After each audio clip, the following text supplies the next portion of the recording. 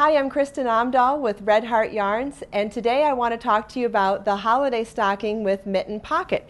The little mitten is actually knit separately and then sewn onto the stocking as the little embellishment, and it actually works as a pocket too. This is a knit pattern that's available on our website. It's worked in the round from the top down, and I have a sample started here that I can show you, but just real quick, it's worked in the round until you get to the heel, and then we work what we call as a heel gusset, where we work in rows back and forth on just a few stitches with a wrap and turn technique that I'm going to show you how to do, and that creates the shaping that we turn our body of work so that we can then work back in the round to finish the rest of the stocking.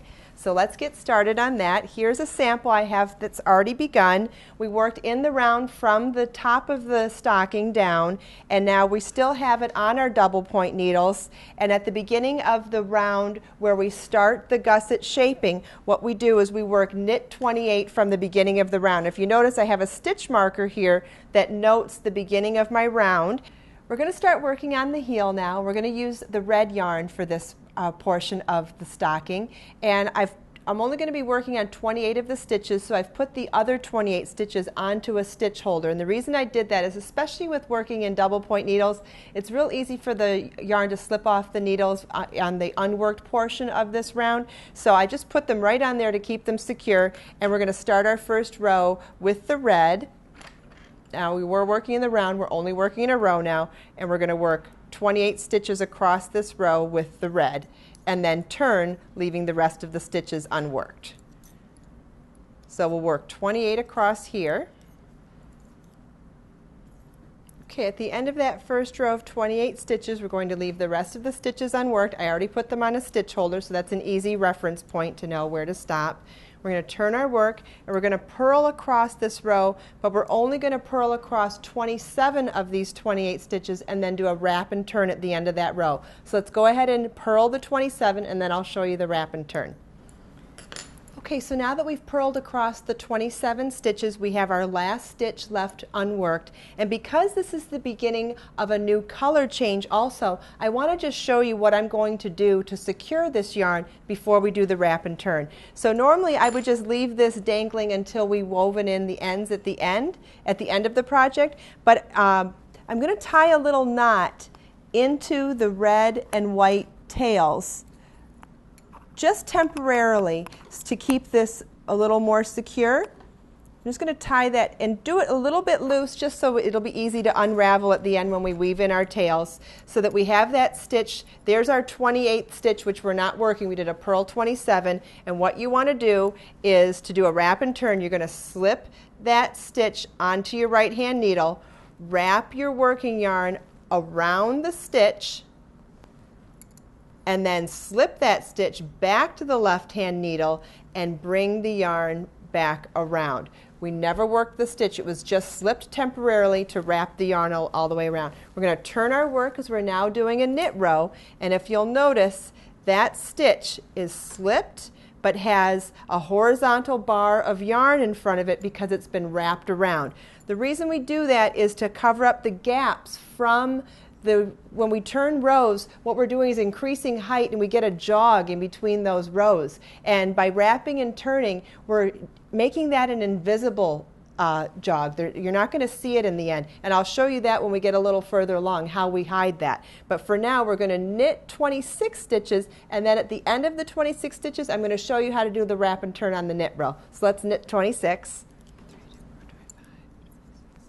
Okay, so now we've knit our 26 stitches, and I'm going to show you how to do a wrap and turn on the knit side row. So what we're going to do is slip that last stitch to the right hand needle, wrap the yarn around the front, slip the yarn back to, slip that stitch back to the left hand needle, bring our yarn back to the back, which is kind of just the opposite of what we did on the purl side row. Whatever your yarn is supposed to be, you're wrapping it to the opposite side around that stitch and then back around. So for this one, we wrap to the front and then back around to the back side.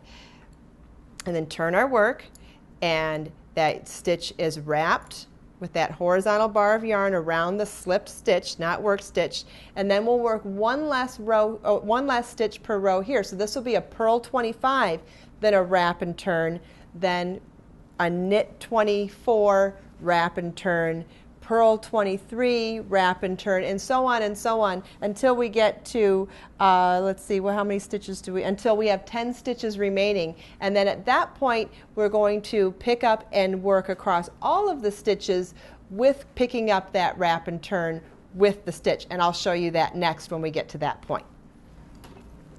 Okay, so now we've done our wrap and turns down until we had 10 stitches remaining.